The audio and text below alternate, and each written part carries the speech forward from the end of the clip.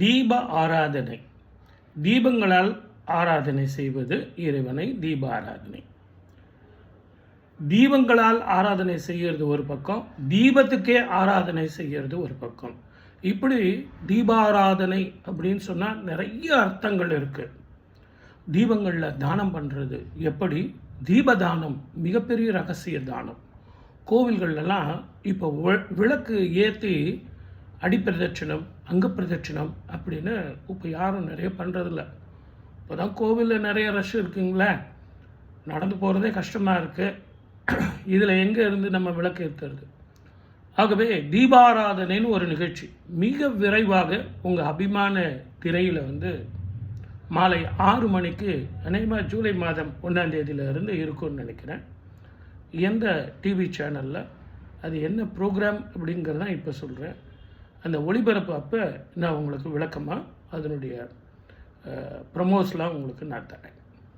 அந்த நிகழ்ச்சியில் பார்த்தீங்கன்னா உங்கள் வீட்டில் நீங்கள் ஹாயாக அப்படி உட்காந்தபடி உங்கள் மனசில் என்னெல்லாம் சந்தேகம் இருக்கோ அந்த சந்தேகத்துக்கு பூர்த்தி ஆகிறபடி அந்த நிகழ்ச்சி அமைஞ்சிருக்கும்.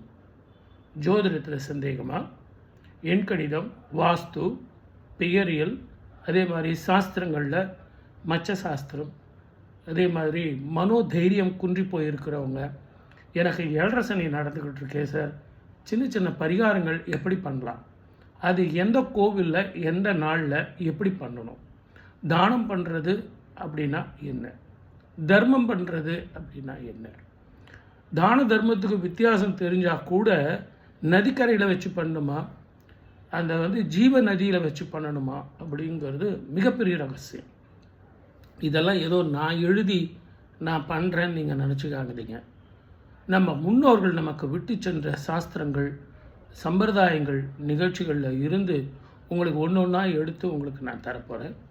அதே மாதிரி வீட்டில் குழந்தைங்க நல்லா படிக்கணும்னா என்ன பண்ணணும், குங்குமமும் மஞ்சளும் ஏன் வச்சுக்கணும், வீட்டில் எப்படிப்பட்ட விருந்தினர்கள் வந்தாங்கன்னா அவங்கள எப்படி வரவேற்று கௌரவம் பண்ணணும், அவங்களுக்கு தேங்காய் கொடுக்கணும், பூ தரணும், வெத்திலை பாக்கு தரணும், மஞ்சள் கொடுக்கணும், பழங்கள் தரணும், எப்படிப்பட்ட பழங்கள் தரணும், இதையெல்லாம் நான் உங்களுக்கு விளக்கமாக ஒவ்வொரு நாளும் ஒவ்வொரு விதமாக நான் உங்களுக்கு சொல்ல போகிறேன்.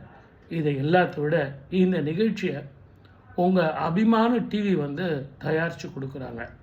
வெறும் நிகழ்ச்சி மட்டும் இருந்தால் போதுமாங்க, அதோடு சேர்ந்து காதுக்கு இனிமையாக சில காட்சிகளும் அந்த பாடல்களும் இருந்ததுன்னா எவ்வளோ நல்லாயிருக்கும். அதையும் தான் சேர்த்து தரப்போகிறாங்க.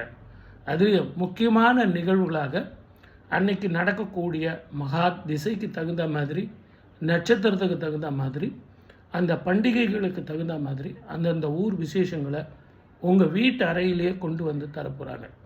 இப்படி நிறைய விஷயங்கள் உங்களுக்கு அந்த நிகழ்ச்சியில் தரப்போகிறாங்க. அந்த நிகழ்ச்சியினுடைய பெயர் தீப ஆராதனை, தீபாராதனை அப்படின்னு கூட சொல்லலாம். இப்படிப்பட்ட இந்த நிகழ்ச்சியை மிஸ் பண்ணிடாதீங்க. தினமும் 6 மணிக்கு ஒரு 1/2 மணி நேரம் நீங்கள் உங்களுடைய வேலையெல்லாம் விட்டுட்டு செட்டில் ஆகணும் இல்லையா?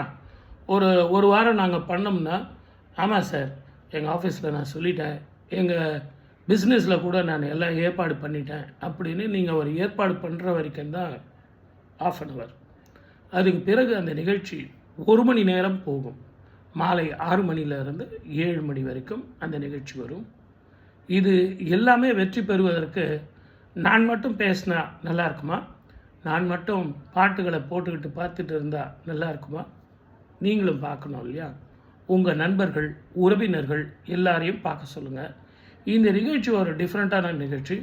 இன்றைக்கி பார்த்த நிகழ்ச்சி மீண்டும் உங்களுக்கு நாளைக்கு வராது. நாளைக்கு புதிய சப்ஜெக்டு, புதிய நிகழ்ச்சி, புதிய தரவுகள், புதிய நிகழ்வுகள், இப்படி புதுசாக உங்கள் வீட்டிலையே கொண்டு வந்து நாங்கள் தரப்போகிறோம்.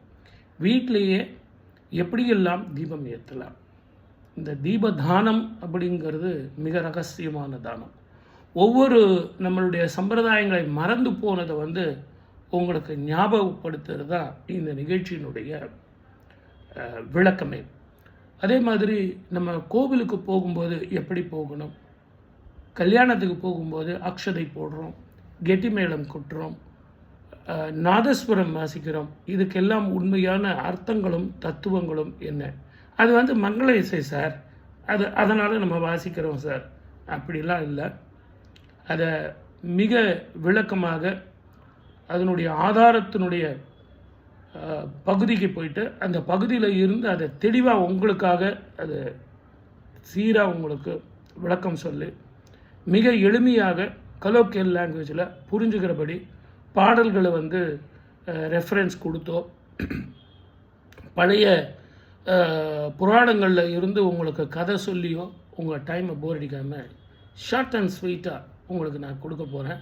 அந்த நிகழ்ச்சி எங்களுக்கு பிடிச்சா தானே முதல்ல உங்களுக்கு பிடிக்கும். எங்களுக்கு ரொம்ப பிடிச்சிருக்கு, அப்போ உங்களுக்கு நிச்சயமாக பிடிக்கும். தயவு செஞ்சு ஜூலை 1 இருந்து உங்கள் அபிமான திரைன்னு சொல்லிட்டேன்.